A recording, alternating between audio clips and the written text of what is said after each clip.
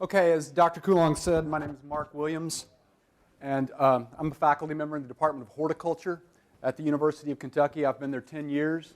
I'm going to talk to you today about a topic, the topic of weed management on an organic farm. And what I'm going to try to do is take a systems approach to this. I'm going to talk to you about how individual components, the jobs that we try to do on a farm, how they're all related to weed management and how you put them all together to make a system that gives you good weed control. What I'm going to do, the context with which I'm going to talk about this system is something that I have firsthand experience in, and that is what we do on our farm. We've been developing our organic farm for the last 8 years, and what I'm going to do is talk to you a little bit about our evolution of that farm, what we started with, the very simple hand tools or our own hands, no mechanization, and how we've evolved over time, how we've learned through going to other farms. I'm going to show you pictures, some of the top organic farms in the United States, and ideas that we've learned to accomplish certain goals, certain techniques that we do in weed management, and how we adapted them to the tools and the resources that we had in Kentucky. And then I'm also going to talk to you a little bit about where we're moving, future plans for as we develop our farm.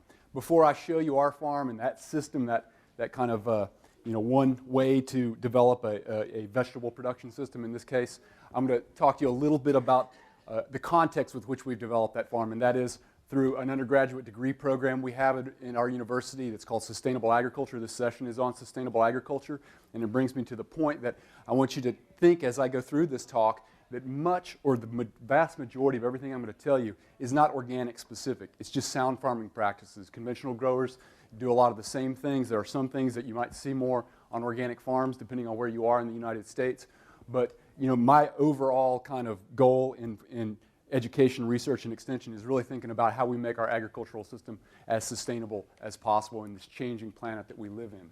And so I'm going to talk to you very briefly about this curriculum. I'm going to talk to you very briefly about biology of weeds, just to give you an idea about how we use that against them to control them, especially using steel. And then I'm going to walk you through what we do on our farm and show you how each individual component fits together to make this system, okay?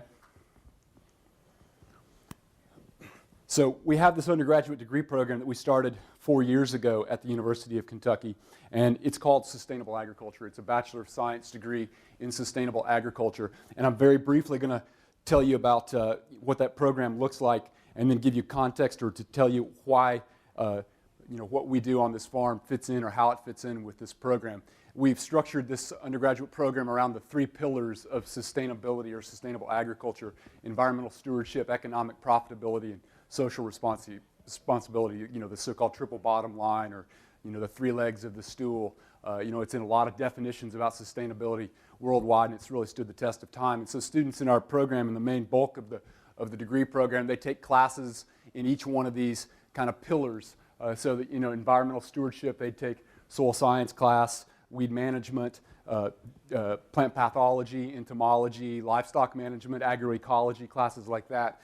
Economic profitability cluster of classes would be like ag management, ag marketing, natural resource and environmental economics. The social responsibility cluster of classes would be like community analysis, environmental ethics, classes along those lines. And so in addition to this group of classes that gives them an overall understanding holistically about individual components of any agricultural system, we have a core of classes that really focus on pulling all these things together so that they can understand the complexity of a system and how things are interrelated and how they all work together to make a system sustainable. And so we have classes like Intro to Sustainable Agriculture. A focus of this program is on really understanding about how agriculture is changing around the world and this kind of idea of global aspects of agriculture, how we're all trying to do the same things around the planet with changing resources, changing population, etc. And so we have a class called Cultural Perspectives in Sustainable Agriculture, and we have a class that really looks at, called Plant Production Systems, that really looks at agricultural systems around the world, from cocoa, coffee, rice, vegetables. And it's not, these are not organic focused classes. Again, they're sustainable focused classes, but it gives students understanding about how the majority of cropping systems look around the world. Then we have this class, and this is really the point that I want to make here and why I'm showing you this background about our curriculum, and it's called an Apprenticeship in sustainable agriculture. And we have a very strong component of this program that is focused on experiential learning. We really believe that you can learn in the college environment through sitting in a classroom and listening to people talk and reading, but the best way to learn about farming is to farm. And so we've created this apprenticeship program, and that's changed a lot of what we do in our evolution, because we started just purely doing research, and once we actually started developing this apprenticeship, it allowed us to really focus on developing a farm that we were growing a range of crops on and marketing them. And students in this apprenticeship get to apply the knowledge they learn in the classroom in a real farming environment. I'm going to expand greatly on that concept here in just a second. Then we also have a senior level class that's like a service learning class, and we go on farm tours and things like that. So this apprenticeship, we have a section of our horticulture research farm that is used as part of this apprenticeship program, and I just give you a little bit of background on it. We market through a community-supported agricultural program, and we market just to the university community of faculty, students, and staff. And students in this program work around 250 hours during the growing season. They start in the spring, work all the way through to the fall. Our CSA is a 28-week CSA. And we started this program in 2007 with 4 apprentices and 42 shareholders. This last year we had 14 apprentices from UK and 174 shareholders in our CSA. And it's really structured to provide kind of this holistic understanding of farming. And so each week we deconstruct a farm and we take an individual component like beekeeping or whatever, and we focus on that from a lecture standpoint, and we go out and we actually do it. And we do that over the whole apprenticeship program in addition to them working on the farm. So they get to learn to actually do the entire system.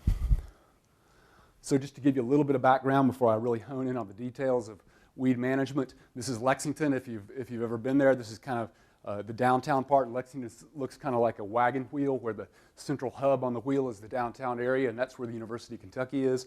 And then it has concentric circles around it, and then spokes that come off from the main arteries. And our farm is about 6 miles out of downtown Lexington. It's down here in the southern part.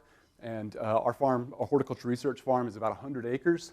And of that 100 acres, the organic farming research and education unit that we've been developing over the last 8 years is about 20 of those acres.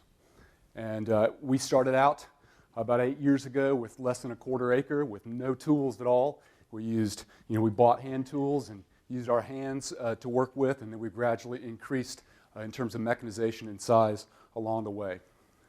So just to give you kind of an idea of some of the things that we do with the students, this is a basil harvest. This was a spring harvest this year. It's a brassica field that we have. Our fields are all 300 feet by 50 feet, around 1/3 of an acre, and they're all end to end. I'll come back to what the significance of all that in a second. This was a fall harvest last year. I put this picture in there to let you know that in addition to the students that take our apprentices, we have students that come from around the world to work on our farm. This was a visiting scholar from West Africa that was here at that time. We have some students from Thailand in this picture. This is one of our harvest days. And so we really are interested in this kind of cross-fertilization idea, that when you get people from around the world together and think about agriculture, it really helps the students. And we also have an exchange program where our students can go travel abroad, and depending on the kind of agriculture they're interested in, and work on actual farms around the world. Just a honey harvest. So just to give you a couple ideas about weed biology, I put this definition up there. And you hear oftentimes weeds being described as a plant that's growing where it's not wanted. And I don't find that definition particularly satisfying. And I think this definition right here, I think I get more out of it from a standpoint of control and how you can use the biology of a living organism to kill it. And it really speaks to this idea that weeds have evolved the ability to grow in disturbed sites, and that they do that even in repeat disturbance situations. I'm going to talk to you just a little bit about why they do that, how they do that, and what that means and how we kill them, okay? And I just wanted to reiterate the point in case you don't know, and that is, if you look at surveys around the United States about problems with organic farming, weed management is typically the #1 limitation on an organic farm. The more you scale up, the more difficult it becomes to control weeds. And so it's a good thing to think about, getting that taken care of as you evolve your system. Getting weeds under control allows you to then focus on things like foliar diseases and other things. But weed management is a big focus for organic farmers because it is so difficult. We don't have great herbicides. We really, the input replacement of using an organic herbicide for a normal herbicide, conventional herbicide, just doesn't make sense. And I'm not going to really talk much about organic herbicides. So just one slide about weed biology. And some of this work is from John Teasdale at Beltsville, Maryland, and work that they've done looking at the weed seed bank, that is the weeds that are in the soil from year to year. And I'm going to talk about long-term, medium-term, short-term weed management, how you manage different components of the system temporally. And they found that about 50% of the seed bank in the soil is from the previous year of seeds, plants going to seed, okay? And that's really significant if you think about it. And therefore, in their mind, you can reduce the weeds by 50% by controlling them for 1 year. So this idea of letting things go to seed becomes really important. And that trickle down, if you can break that cycle, that's really powerful, right? Because if you can start to break that cycle through multiple different techniques that we'll talk about, then you can gradually reduce your weed pressure. That means you can gradually reduce the amount of money you have to put into that, the labor that you have to put in that. That's just more net profit. And so the idea of managing the weed seed bank through rotation, cover cropping, things like that is a fundamental part of organic weed management. And then, they've measured the amount of seeds on any one plant over a lot of different species, and pigweed is a pretty heavy seeder, so is lamb's quarters that I show in this picture. And, they found that, pigweed can be many hundreds of thousands of seed per plant. And annual weeds have all these wonderful attributes that they can remain dormant for long periods of time, and they need the right environmental cue before they germinate. And so you can see that if you let very many plants go to seed, in a single year, you're just, fighting the same losing battle of just increasing the amount of weeds. So I'm not a proponent of letting weeds come into the fields and let them go to seed. So the idea behind this, though, while I'm telling you this, is pretty important. And annuals in particular that grow in these disturbed sites, they are heavy seeders. And they do that so that they can spread the risk of death through this disturbance. And so they put out a lot of seeds. And the significance of that is that most of these seeds are pretty small. And they have limited resources. They produce tiny seedlings. And they emerge from the top 1 to 2 inches of soil. That's really significant, because if you understand that, then the steel that you use, the techniques that you use to kill weeds, you target that part of their life cycle, or that part or attribute of their biology. And what I mean by that is, the things like competition, in-row weeding that is so critical in organic farming, mulches. This is what allows these techniques to work. If you understand that, then you understand if you are going to focus your weed control, then you would do it at the top part of the soil, and you would try to deplete the weeds in the top part of the soil that particular season, and then not bring up any more weeds. And I'm going to come back to that point several times as I get into the details about steel here in just a second. So, if you look at a range of different techniques that you would see on any farm, but in particular an organic farm, you can really break them up into kind of 2 main categories. And there's overlap on these, but I want to kind of, just from a discussion standpoint, break them down into these categories. And one is kind of a longer-term approach, and that's prevention. It's really managing the weed seed bank over time, thinking about what you do each year, just like with fertility. You're doing this over the long haul. You get the system more balanced, from what you do the first year versus the 10th year. It's going to be different based on the pressure that you have. And you use, typical tools that any farmer would use. So rotation. I'm going to talk about the details on each one of these here as I go forward. But rotation, and it's not only rotating the crops, it's rotating the tools, it's rotating in your fields, all of these things. Cover cropping is a very, very powerful tool from a weed control standpoint. I'm going to relate each one of these back to weed control. Then things like thinking about each input you put into the system, compost, manure, things like that, bringing in equipment from other fields, thinking about what you're bringing into your fields from a weed standpoint. Those are all prevention. So, you want to keep things clean. You don't want to bring in weed seed. You don't want to let your potting mix get weed seed in it, things like that. So also another standpoint is really of prevention is thinking about the farm from the whole farm, farmscaping kind of weed control, not letting things outside of your fields go to seed, really thinking about your fence rows. All of this becomes really important. And then, using things like mulching is a classic preventive technique. You're preventing the weeds from getting into the ground. This relates back to how, in particular, annual weeds germinate, where they germinate from, and it makes techniques like interseeding and mulching and things like that so efficient. So in addition to kind of preventive techniques, there's suppressive techniques, and this really deals more with this year. killing the weeds once they're there. Not only preventing them, but if you can't prevent them, what do you do once they start coming in? And I'm going to go into detail on some of these. So, there's hand hoeing, there's pulling, there's mechanical cultivation with tractors and implements, and things that you might see more typically on an organic farm, like flame weeding, more kind of esoteric or unique techniques. So, just a couple of points about each one of these. Crop rotations. I think you're all probably very familiar with how crop rotations break life cycles. They do it for pests, disease and insects, and they also do it from a weed standpoint. And in particular, from a weed standpoint, there are things that drive rotations. When we first started farming and we started thinking about expanding our fields, we really started thinking about the number of fields that we would have and how that would really drive our rotation. If we had 18 fields, we could have an 18-year rotation. But as we've gone on, what I found is that there are factors that drive a rotation, not just like family-based, crop family-based. There are other things that come into that. And for us, things like how we integrate cover crops really drive our rotation, probably more than family. We obviously don't plant the same families in fields from year to year, but we have blocks of shorter-term rotations that are driven by the cover crops that we use. Oftentimes, the cover crops we use in the preceding year. There's driven by the system that we use, whether we use plastic or whether we use bare ground, and I'll show you the details on this. The tools that we're trying to use in particular fields based on what weed problems we have. We have sections of our fields where we have tremendous nutsedge problems, so we might use a different series of rotations so that we can get different tools in there. There are many factors that go into developing a rotational plan, and oftentimes it's really thinking not just about trying to prevent disease, but about how you put these tools together to prevent weeds. So for instance, if we're planting a summer crop the next year, that's going to determine what cover crop we can use the preceding year based on when we're trying to go in that field. If we're going to put plastic in, it determines what we do the preceding year. We gang together multiple years in a row to develop our system. And for some of you all that were able to get some of the books that I think are really an incredible part of this session today, one of the books that you got was this Crop Rotation on Organic Farms. If you didn't get that, it's a book that you might want to look at if you're interested in this.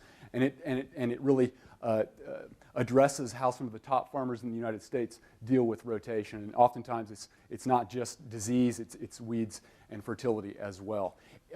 Something you didn't get today, but it's something I'd like to bring your attention to, is a video. And it's called Weed the Soil, Not the Crop. And it's by Ann and Eric Nordell, which are farmers, long-term organic farmers up in Pennsylvania, really top-notch farmers. They use horses. They have incredible weed control, and they've developed a really unique rotation that's really driven by cover crops and the tools that they use in fallow cultivation preceding years and things like that. So if they're going to grow a summer cover one year, the preceding year, they would either through cover cropping or fallow cultivation make sure that that field has no weeds going to seed in it, so the subsequent year they're not having summer annuals proliferate in that field. And you can do that spring, summer, or fall. That is an outstanding video if you're interested in learning more about how rotation is done on organic farms. So cover cropping, we'll hear more about cover cropping today.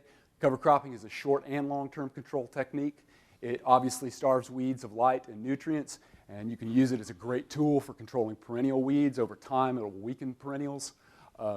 And you can use not only just like competition, but there are certain cover crops that are highly allelopathic, like Sudex and ryegrass, and so they can really act as a pre-emergent herbicide while they're in the field. So cover crops can be a really valuable way to clean up a field before you're going to go into that field the next year. We use a few cover crops. We've tried ranges of cover crops over the years and continue to look at different kinds of cover crops, but our main cover crops that we use, probably our favorite one in the summer, is buckwheat and Sudex. We also use millet.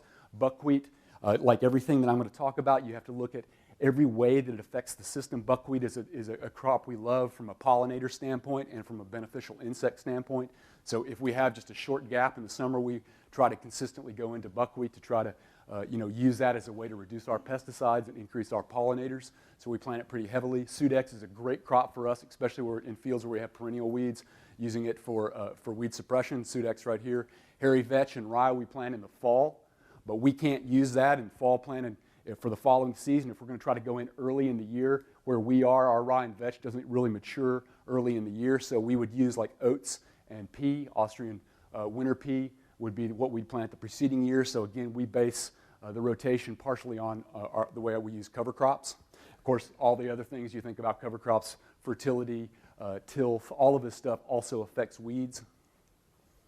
For us, we used to belly grind on cover crops and rake them in, but over the time, and you'll see this theme throughout my talk, we started with very simple techniques, and then we've moved as we've scaled up to more mechanized approach. We do that specifically so that we can address the needs of a range of different growers, of a range of different student interests, a range from extension research. We can look at the strengths and weaknesses based on what people have available to them of all kinds of different techniques.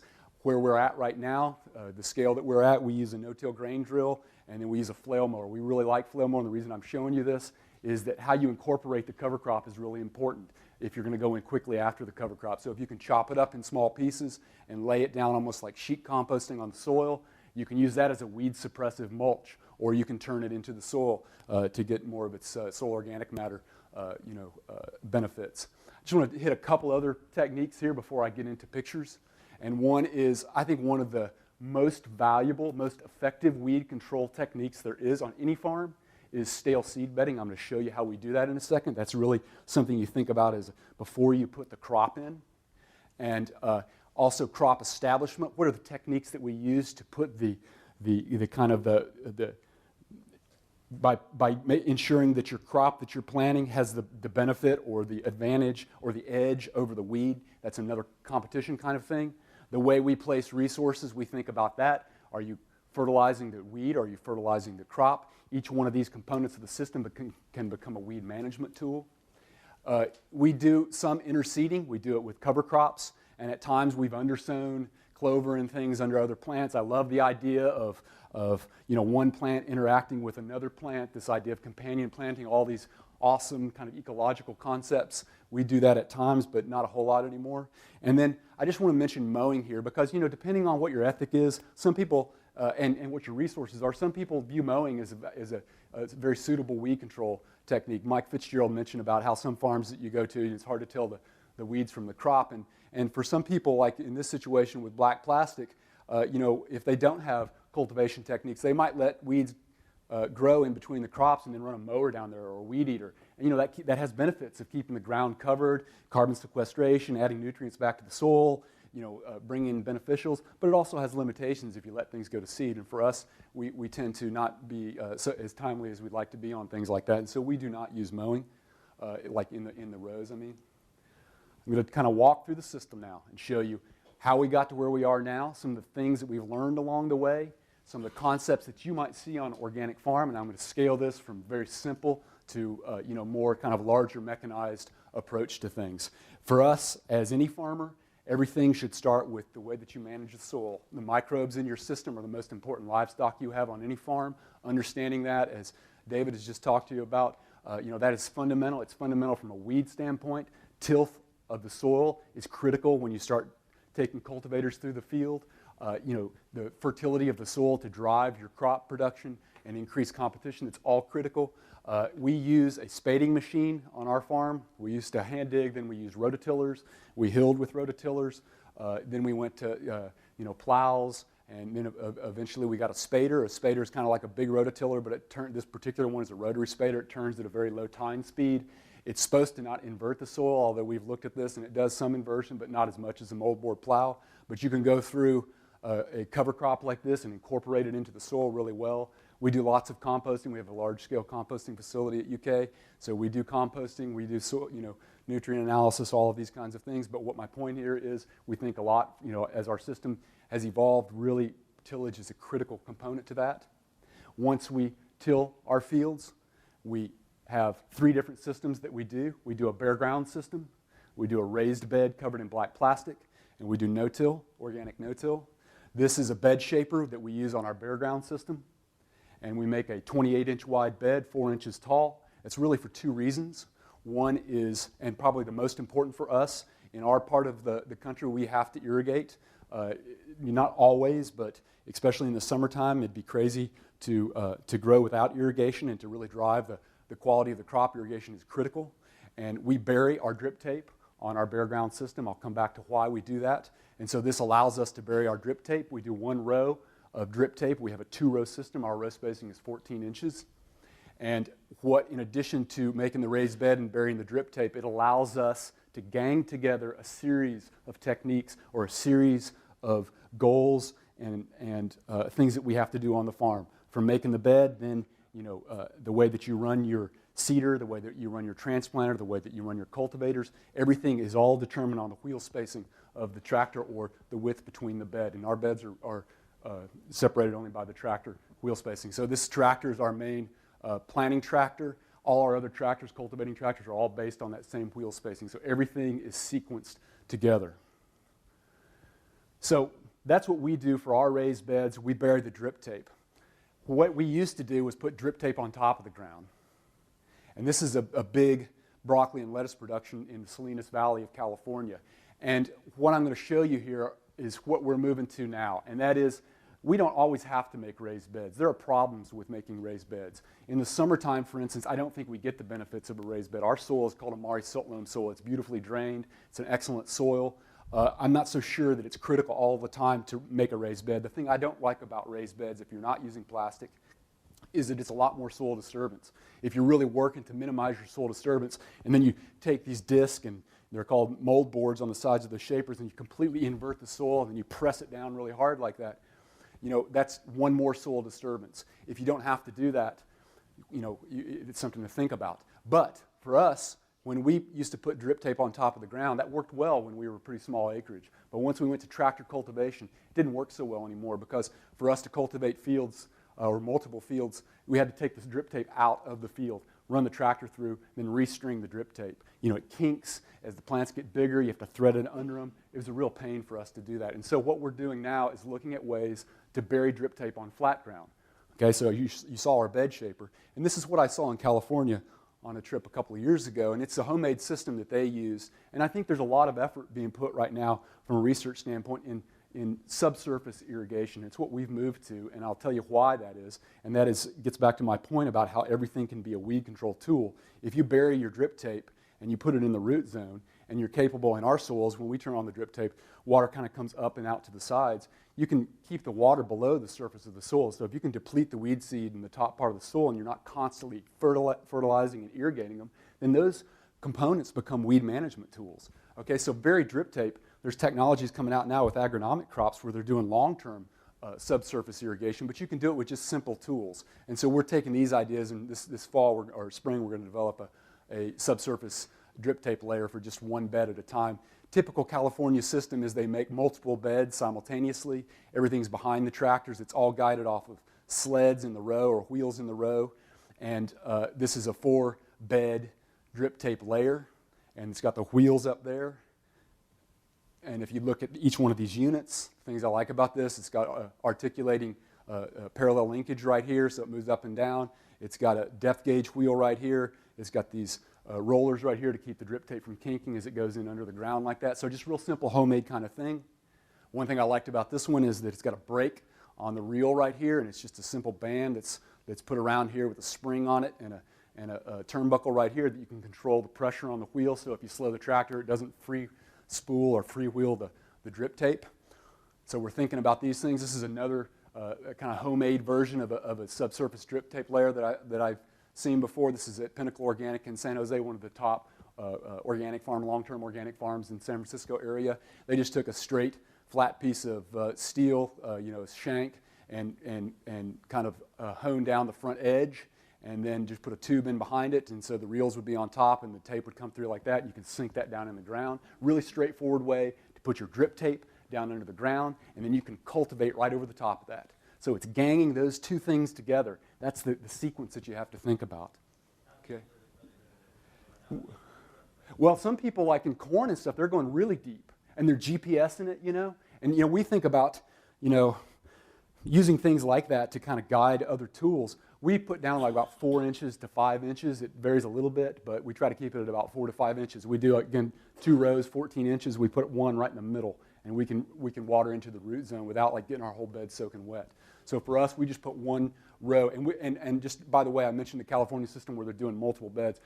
Based on our tractors and our history of agriculture, tobacco-focused agriculture in Kentucky, we do a single bed system. Everything we do it one bed at a time. Okay? So now let's get back to this idea of stale seed bed. Yes, sir?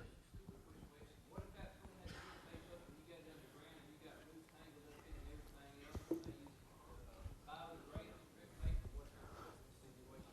No, sir. So we have a plasticulture system that we use also. We have a rain flow bed lifter that pulls the plastic out. You can pull those in tighter, and you can go right under the bottom of the bed like that. And you can lift up. Well, I mean, we're like 4, but you could build, a shank that would go down, or a sweep that would go down under that and pull it up like that. But the bed lifter, the plastic lifter that we use, we can run it under ours. That's a great question, though. If the roots get entrenched into it, or kind of intercalated into the T-tape, that becomes a problem too. And that's a great way to think about it, because you got to think about the strengths and the weaknesses of everything that you do. So this idea of stale seed bedding, this is kind of the California approach. They make multiple beds. They use different tractors. They use different tire spacings. They use many different tools than we use in the East, different plows. These are all made with Lister plows. They form up the beds, and then they let them sit. So the idea with stale seed bedding, if you're not familiar with it, is you form your bed, or you define out in your field where your crop is going to be, and then you prepare your soil, and then you let weeds germinate. If you think back to that biology thing, if the weeds germinate, they're at their weakest when they first come out of the soil, the so-called thread stage. If you can target them then with cutting them off, burying them, throw them up on top of the ground, you can be very, very effective with cultivation. And so in California, and what you see maybe in Texas and from there out west, you see people use tools like this. These are called Lilliston rolling cultivators, and they're at an angle. These would be ganged together like 6 beds at a time, and they would go up on the sides of the beds, and they'd real shallow cultivate those. If you can do that and maybe let the weeds flush again, you see different numbers on this, but 60 to 70% of your weeds or more, some people say up to like 90% of your weeds can be killed before you ever go in with your crop. Okay? So that's the system that I saw out there. We use Lillistons for other things. It's a great tool. I just want to show you more of an Eastern approach to doing this, a single bed at a time. This is a great farm up in Massachusetts, the Food Bank Farm, very long-standing farm, very, very successful. They use a single bed system, and this is a set of meeker harrows. It's belly mounted on the hydraulics on a tractor. They run this through the top of their beds, and it cuts slits, and it's actually got more action than you would think. And then they use like just a homemade chain link with rebar on the back to drag off the top of the beds, smooth them out before they plant. This is a tool that we built based on parts that we had on other tools that we had used over the years. I wanted to try to build something that you didn't have to weld, so for people that couldn't weld. And so we just used simple things that we could buy and just bought some pieces of steel and cut it up. 3-point hitch, Lillistons on the sides to do the sides of the bed. So what you want to think about is your whole profile of your field, and can you cover that with steel if you're using cultivation. We have these meeker harrows, and then just a rolling basket off the back of a field cultivator, and that slices through the top of the bed vertically and then horizontally, and we can put that down maybe 1 inch. And so we use this as a stale seed bedder. On the back, it has this roller on the back that it's got threaded rods right here and just nuts on it, and you can loosen those nuts. It's got kind of an articulating arm right here, and it's just a piece of tube steel that we found and put a shaft through it with bearings. And right before we seed, we can lower that roller down very shallow and just smooth the top of the bed. So the bottom of our shoes on our seeders and transplanters, they're not going like this. The seeds are all going in at the same depth. So if you can control the consistency of the depth, that's a really good thing. You don't want some seeds down 1 inch and others down a 1/4 inch or whatever. So it allows us to just lightly smooth over the top of the bed before we seed. Just as proof of concept, we developed this, and then a couple of years later, we're out at one of the largest farms in California, Cape Organic, up in the northeast part of the San Francisco Bay. And they had a very similar tool, but it's California style. Everything's massive, but same idea. Shanks in the front that can be raised and lowered, and then the rolling baskets on the back. And then they have something they use in the West called a mulcher. It's a powered tool, but they just took one of the baskets off of it and put it in the front. It's like beaters, and it's ground driven. But so my point is that people do this in other parts of the country too. It's not just like some freak idea. So now we've got our beds, and I'm still focused on the bare ground system. We got our beds. We got our drip tape in. We're ready to go. And so we started by hand transplanting, and we started, that worked well with 1 row, but when we tried to go multiple rows, if the rows jagged like this, then you couldn't tractor cultivate. That all worked really well when we were using hand tools. But as we scaled up over time, a transplanter was something that was important for us. And so we invested in a misspelling here, sorry about that, mechanical transplanter, tobacco transplanter. It's very common in Kentucky. I would think probably in Tennessee as well. And you can put in water, you can put in liquid fertilizer, although organic fertilizer is too expensive to do this way, so we don't do that. But it allows us to do 1 bed at a time. We used to do a 3-row system, now we do a 2-row. But if your rows jag, they jag together. and your cultivators are all set up on this same spacing. It's critical to get the straight rows. It allows you speed. It allows you, very, very efficient cultivation. So that's our transplanter. Now for seeding, we started out with a hand hoe and putting seeds on the ground one at a time, and then we learned about the ways that other people seeded. And they're drop seeders like this. It's a classic old one called a Planet Junior. You see them in organic farms, oftentimes ganged together like on the bellies of tractors like this in Alice Chalmers G. That's what we worked with. We went to earthway push seeders, and we ganged together seeders, and then we got kind of a newer version of a Planet Junior like this called a Cole Planet Junior. We ganged them together. That's what we used for a long time. If you were here for Mike Fitzgerald's talk at the beginning, organic seed prices are a major factor when you think about the economics of an organic farm. This does not singulate the seed. It just drops it out. You can control it a little bit, but you really have to think about thinning. And we got to a game as we got larger and larger that we didn't thin very much, and it can be a problem if you don't do it. And so what in the last a couple of years we moved to was a vacuum seeder like this. And it's about the same price as a mechanical transplanter per row. And we put fertilizer boxes on it, and we did the same thing on our transplanter the last couple of years. Yes, sir? For those that are doing it on a smaller scale, the Jang seeder is not being sold to Johnny's. It was originally sold to whatever. I've used one of those for 3 years, and once you learn how to use them, they're very effective. I got probably 95% simulation on my term crop last fall. Excellent. Excellent. Yeah, so the game is to try to sing it. What we found when we switched to a more precision seeder, our seed cost, I mean, it was phenomenal what we were seeding versus and the germination that you get, the consistency of depth, all of these things increase your overall profit. And the quality, your produce goes that push, not crap. Absolutely. Absolutely. So all of that is about this establishment. And then fertilizing, we just fertilize right on the row. We used to broadcast and we banded. Now we fertilize right on the row. We do that on our transplanter and we do that on our seeder. We don't use liquid fertilizer. We rely on our rotation, cover cropping, and composting. We do on some crops put in some extra fertilizer at planting. That's really our fertility program. This seeder is a vacuum seeder, and you put different discs in there. You can run everything from mustard all the way up to beans, lima beans based on the disc, and you can control the in-row spacing by tenths of an inch, from a tenth of an inch to 144 inches. It's a great seeder for us. You can see in P here, simulating the seeds. So let's get into cultivation quickly here.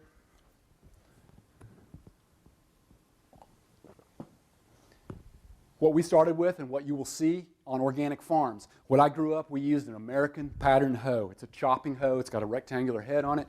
You chop the weeds like that, grubbing the weeds out. That's what I thought hoeing was. As I got into more and more into organic farming, I realized a lot of organic farmers are real aficionados about steel and about hoes, and they use things that you may not see on a conventional farm. This is a scuffle hoe. It's got a piece of spring steel on the bottom that's in a blade form, and the head is pivots right here. It goes back and forth. You push it in a back and forth fashion. It's a different effect on your body, but more importantly, this is the point I want to make. It slices right into the soil, very shallow. It's a beautiful way to kill weeds, and it doesn't bring up more weed seed. It's a very effective tool. You can take that tool and mount it on a chassis like this with a wheel and handles, and it's a wheel hoe. That's what we used for a long time. We still use it in some parts of our farm. You can hoe very effectively, and the most important thing is the efficacy of control. You're not perpetuating the problem. And you can do that, depending on the weed pressure, about as fast as you can walk. That was our standard practice for plasticulture, was to hand hoe like that.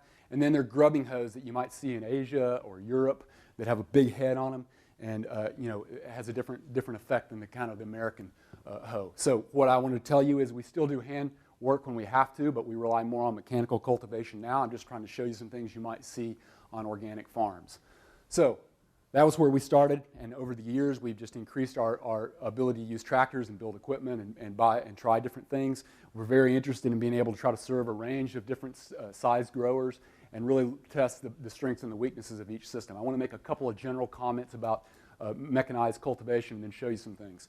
And so, just like herbicides, you can break up steel cultivation or weed control into pre-emergent cultivation or post-emergent cultivation. You can use a range of different tools, and you can match different tools to the crop. I'm going to show you some examples of this. And they vary in their aggressiveness, which means that you can fit them into a rotation. They vary in how close they are to the plant, how much soil they throw versus slicing, things like that. So matching the tool to the crop and the weed and the soil condition. It's all critical. It means that you have to understand about soils, the crop plant, the weeds, all of these kinds of things. This ecology kind of perspective is critical. And so this last part is just so common, but I just can't overstate it. And it's all about the timing and setting up your whole system so that you can optimize timing, okay? So just to show you some pictures on some of the things that we do, and you'll see maybe pretty typically on organic farms that are kind of mid to larger scale. This is an old tractor, 1949 Allis-Chalmers G, and it has baskets on the bottom, basket weeders. These are used kind of for pre-emergent and post-emergent cultivation. This is the first one I saw about 9 years ago up in New England. It's got gaps in it based on where your rows are. It's ground-driven. It's got a larger sprocket in the front, so the back spins faster. Works really well. You can get these tractors for a couple $1,000s. There's kits that you can convert them to battery power, and you can run them off solar power, so you can take the fuel part of it out. When people start talking about herbicides versus the number of passes, petroleum-based fuel-dependent passes through the field, there are ways that people are looking at getting around that. So that's a G. I want to show you this idea of learning from other places and then adapting it to your site. In the definition of organic farming, site-specific is prominent. And so everything I'm telling you is things that we've learned. Some of the things are universal truths in farming. Some of the things are based on what we've learned and what works for us. And I see every farmer that I go to, they're like, learn from what I'm saying and what I'm doing, but just realize it's going to be different for you. So that idea of site-specific is really important. In the West, you don't see one of our common tractors in Kentucky, and I think it's probably, you have it down here, and that's the International 100 series tractors, like the A100, 130, 140. We use International 140s. They're pretty cheap, widely available in Kentucky, and that's a cultivating tractor that was developed for cultivation, like that G, specifically designed for cultivation. In the West, they use this tractor, and it's basically same dimensions. It's just a better version of the 140, and it's the 245H. It's a high clearance offset tractor by Kubota, and I want to show you here the concept and then show you how we're adapting it to Kentucky and would work here too. That is, you have toolbars under the belly like this, and then you put cultivating knives on the belly. And what they do, they have these side knives. This is very common. You can gang them together behind the tractor and steer off the sides of the beds, or you can do one bed at a time. Okay, and this is Full Belly Farm, another one of the top farms in the western United States. They have a 3-row system. These side knives have a gap of 4 inches in between them, and then they have these crescent hose on the side that weed the side of the bed. So they're weeding in between the rows, 3 rows simultaneously. Then they follow with another tractor. So that was slicing weeds, cutting weeds, and they put in these disc hillers, and they hill into the row, lightly hill into the row. So now they're going for in-row weeding. But it's 2 different passes, 2 different tools, and for our soils, in sandy soils that works well, but for our soils, throwing, with a clayer soil, throwing into the row like that is a problem. And so what we've done is we've taken that idea and we've ganged it together into one system. And we use, again, 140s, and we build a toolbar, and we use side knives in the front, and then we use spring hose in the back. These are made by a company called Bezerides, and they're spring steel, and you might be able to see here, right here, they come together like this. And they're 2 inches gap in the back, 4 inches in the front. And what that gap in the back does, when you set that down to about 1 inch, the soil spreads those spring steel blades apart, and then they try to come back, and so they vibrate through the soil like that, and they hill into the row, but very shallowly, and they crush small weeds into the row. So after your plants get a little bit bigger, the root system gets a little more developed, you switch from like a basket weeder to a tool like this. This was a first approximation on this. I'm going to show you what the front looks like. So there'd be a gap, a 4-inch gap, and then a 2-inch gap in the back. The problem with this for us was a fundamental problem of that tractor. And it's one reason they probably use Kubotas in California. And that's the steering on these tractors. I don't know how many of you all have used tractors like this. But the steering, especially on these older ones, you're going like this the whole time. Well, where you're trying to go fast, cultivate 2 rows, you're 2 inches off of each side. It doesn't take much of a jag before you're ripping out sections of the row.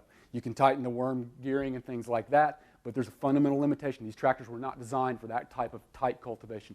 They use straight tooth shanks on single row tobacco, wide separation in that. You don't need that type of steering. So what we've done is we tried to take the ideas that we've learned in other tractors and adapt this tractor. The tractor I bought right there was like $3,200. You can get them for a couple $1,000s depending on the condition. What we've been working on this winter and this fall, or spring, is to convert these to power steering. We're trying to develop a system for $600 to $800 where you can convert tractors like this to power steering. We're doing a hydrostatic system and then a hydraulic mechanical system. This was the tractor 2 days ago. I wish I could show you what it looks like right now. We're getting it ready for the Farm Machinery Show in Louisville on February 15th and 16th largest farm machinery show and indoor machinery show in the United States, and we're modifying that for that system. So we'll put a hydraulic motor and system right here where we can get really tight and really consistent, precise steering. That'll allow us to use that very tight cultivation. So, you know, that's way cheaper than a hydraulic tractor. Can I finish the one last thing?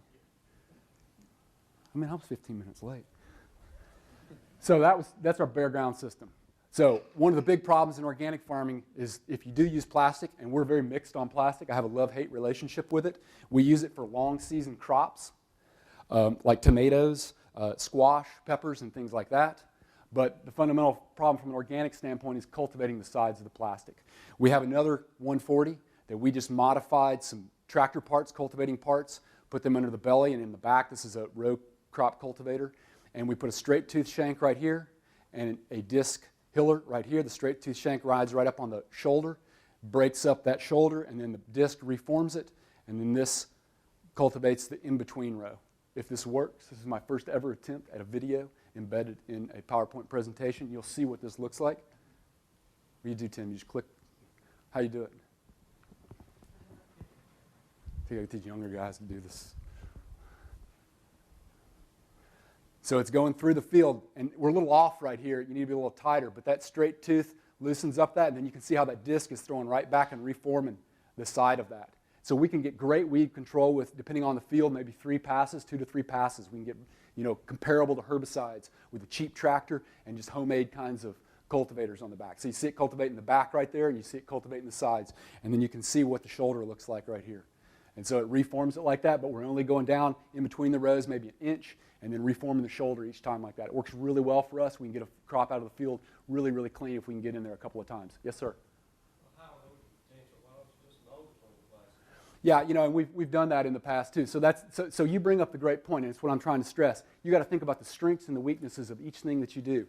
And so for this, you know, would it be better to do a seeding of a cover crop? And so some people we've tried this, by the way. We've tried grasses. We've tried you know, different cover crops in between our plastic. You know, it's an issue depending on when you plant, whether you get rain to get it to germinate. If you don't get it to germinate well and you commit on that system and the weeds come in, how do you control them? Can you mow them consistently enough where they don't go to seed, where their perennials start to spread and you propagate them? There's a trade-off on each one of these systems. The trade-off on any cultivation system is that you can increase erosion, you can increase, you can decrease carbon sequestration, burn off organic matter. It's all a trade-off, and it depends on the type of system that you're trying to do. So, you know, that's a really good point. There's fundamental limitations to cultivation. Okay, so I think that should finish me out today. I just wanted to say this last thing, just since I started late. I don't think I'm that much over. We have cultivators for other parts of our farm. This is a cultivator for an orchard. You may or may not have seen these. They're called weed badgers. It's got this articulating head that goes in the row, and it has these tine cultivators on it. It allows you to cultivate in the row. It swings in and out. So for larger scale orchards, it works great. For vineyards, I've seen them all over the place. It's called a weed badger. And then just to finish on, we do no-till as well. We grow cover crops. We roll them down with a rolling stalk chopper. And then we have no-till transplanters. This is something that's an ongoing process for us. We don't have fields that have had the weed seed bank depleted enough. When we come in on the cover crop, we start to have weed problems. So like a lot of people that try organic no-till, but it's getting better for us over time. Okay? So I'm going to finish on that point, and I'm just going to say that when you think about a system, it's all the individual components and thinking about how each one of them holistically affects everything else in the system. It's about this concert of practices that come together to give you efficacious weed control. And if you put everything together right, depending on what your level of weed control that you want is, you can get really good weed control, or depending on how you use things, you know, you can titrate that based on what level of weed control you're looking for. This is a California farm, and I wish I had great pictures of our farm that were just like this, but we do get good weed control at times. This is a system that's been in place 25 or 30 years. The work and the farm you've been talking about all this time, is this your UK farm with the students? This is our horticulture research farm is 100 acres. The organic farming research and education unit, we do research. So we're land grant. We do research, extension, and education. The part of that, about half of that, is what we do with the students. We do research on the rest, so like reductionist type research, but most of what I showed you, we've developed because we're farming for real there, which is unique within the university. And so we were able to really learn this whole system because we're doing it and marketing it and selling it and things like that. And, you know, it's self-funded, and it allows the program to run itself by doing CSA. You're in Pardon me? Marketing the innovation? No, the produce. The produce to our shareholders, and it allows us to buy seed and fertilizer. It's easier to go to university and say we want to do this, we don't need any money, than when you go and say, you know, we need X amount of money per year. So it's real, but more importantly than that, we use it from an extension standpoint. We overlay research on the CSA. We learn what the limitations are. If I had more time, I would have showed you some of the things that we've learned. We do that in addition to our extension and our research component on that farm. But it's about 20 acres right now, and for the CSA, we have about 6 or 7 acres in cultivation. So the students get to learn, you know, they get to do all this stuff. They drive tractors, are involved with all the stuff that we do, every aspect of it. Yes, sir. Are you familiar with that power arrow that's being sold for the wheel walk behind tractors? Front mounted?